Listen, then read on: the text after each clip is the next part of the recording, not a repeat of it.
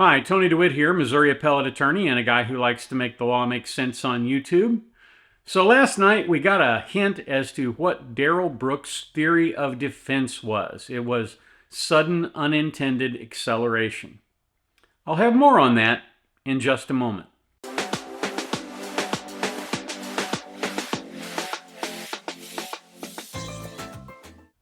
Starting in, I believe, 2008 through roughly 2016, Ford Motor Company had a documented problem with sudden unintended acceleration.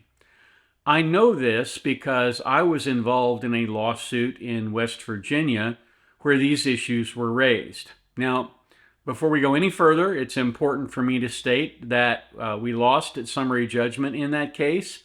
I don't believe we should have lost on summary judgment in that case. I believe we had a pretty good case. But the fact of the matter is we did lose, and as a result, Ford never had to pay a dime on our claims. I'm not sure about other claims, but at least on ours, they didn't have to pay a dime. So I don't want anybody taking away from this that, there was a proven case of sudden unintended acceleration that was Ford's fault. However, if you go back through the internet, you can certainly find documented cases of Ford's unintentionally accelerating and causing great harm. So I know a lot about this because during the course of the case involving the West Virginia parties, I had the opportunity to do depositions of two Missouri highway patrolmen.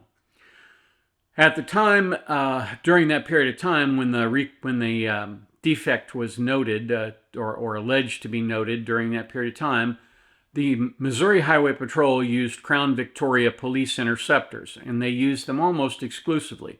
They switched over to Dodge Chargers now, and they also use a lot of SUVs now, but at the time, that's what they were using. And I had two troopers who were in a car. One of them was a officer who was just completing his probationary period, and the other was a seasoned sergeant who was taking him through as training officer. And they were on Missouri's Highway 270, which is outside, it's the loop around St. Louis. And they had a sudden unintended acceleration event. Here, let them explain what actually happened. The car began to accelerate. I put both my feet on the brake. To no luck with that. I took my boot, I put it under the gas pedal, and the whole time this car is accelerating, increasing, and we tried everything. He even suggested to put it in park, I believe. I done that, threw it in park. The car had continued. It continued to go. It continues to accelerate. And as this car's accelerating, I've got both feet on the brake. I've got one foot under the gas pedal at one point. The car's in park, and it's continuing to climb. This is all happening very fast, of course. Ryan tells me, basically says, we're either going to have to peel this car off on the median wall, or we're going to plow into the back of these people up toward Interstate 70. So we're trying to decide what to do while this is all happening so fast. And so he decides that we're going to try and take it off the inside wall. And he calls Troop C Communications on the radio and tells them that we're going to be in a wreck and has them start fire and EMS. And I'm sure they were probably thinking, what in the world is going on? But that was our plan. And we had tried everything to get this vehicle to stop, and with the exception of trying to pull the key out, everything else had been done. I guess by the grace of God, before we peeled it off this wall, it come to an abrupt stop. We both jumped out and were standing on the interstate with this car at several thousand RPM. I don't know what, of course, because we were out, and eventually it killed itself. And do you recall experiencing an issue with the vehicle on or about October 12th, 2007? If that is the date of the incident, then yes, I recall that. Okay. We're getting out of the way. We turned the siren on. We're heading north on 270, and the car, again, was still going full speed ahead. He put his feet on the brake, and I remember looking over, wondering what is going on with this. I looked over at everything. He had both his feet on the brake at that point, pushing it down, and he said, "I can't get it stopped." So, as you can see, there is some validity to the issue that Darrell Brooks raised. But the problem with having a theory of defense at the end of the case means that you didn't have a theory of defense at the beginning of the case, and as a result of that, you had no theme and you didn't introduce any evidence. When Darrell Brooks got up and said that his car had been recalled, unfortunately for him, he never made mention of that during the evidentiary phase, and the judge ordered the jury to disregard it, which hopefully they will have done that. Hopefully, juries usually follow instructions.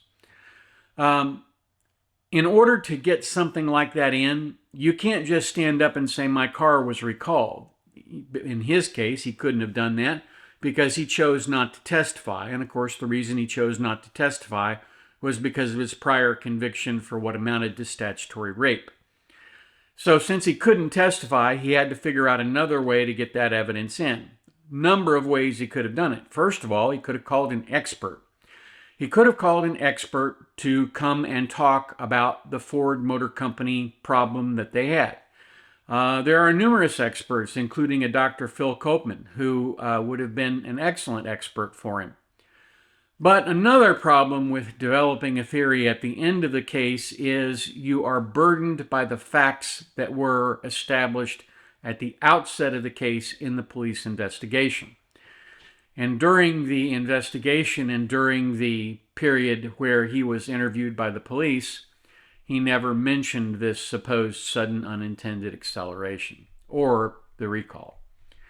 And that's a problem for him because if he had truly been a victim of this, he would have been shouting that from the rooftops. Hey, my car took off on me. I didn't try to do that. I was looking for a way to stop the car. The fact of the matter is, in many of these sudden unintended acceleration events that were documented, people would stomp on the brake and it wouldn't stop the car. They couldn't, a lot of people didn't think to turn off the car, but those who did think to turn off the car didn't stop the car, and all it did was lock the steering wheel.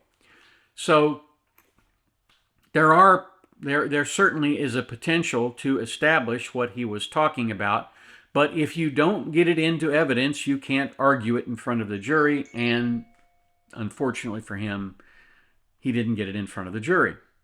So let's step back a second and take a look at some of the other reasons why his defense theory wouldn't fly. The first of those being there is a Bible verse that's right on point. And of course, he relied on the Bible quite heavily during his closing argument, which was rambling, unfocused, and one of the worst I've ever seen. But the Bible verse says that the guilty flee while the righteous are as bold as lions. And unfortunately for Mr. Brooks, he fled. He ran away from the scene. And when you do that, there is a presumption in the law that flight equals knowledge of guilt. And of course, that is what really hurt him on the closing argument. But the really stupid thing that he did during his closing argument was mention the letter from his daughter, who said, why are all these people saying these ugly things about you, Dad? That's not the Dad I know. You never want to make an unforced error in closing argument when your opponent has the rebuttal. And the reason you do not wish to do that is because they will come back and hit you over the head with it, which is exactly what the prosecutor, a seasoned prosecutor, did when she said something to the effect of, it's really nice that he can get letters from his daughter. The 6 people who died, they are not going to get letters from their daughter. And of course, it just brought it right back to the jury about, hey, the reason we're here is because he ran over 6 people and killed them and injured 64 others. So he had an interesting closing argument. Like I said, I don't believe it was effective. The jury has been charged. We're now waiting for a verdict. I'm going to get this out today. Hopefully we'll have a verdict in the Brooks case today, and I'll have a chance to discuss that before I take off. If not, I will try to do a full recap and go through this very carefully when I return. Thank you again. Appreciate you watching the channel. If you have any questions, leave them in the comments down below. And as always, like, share, subscribe, do all those things that everybody asks you to do if you feel that this content's worthwhile. Otherwise, thanks for watching and have a terrific day, my friends.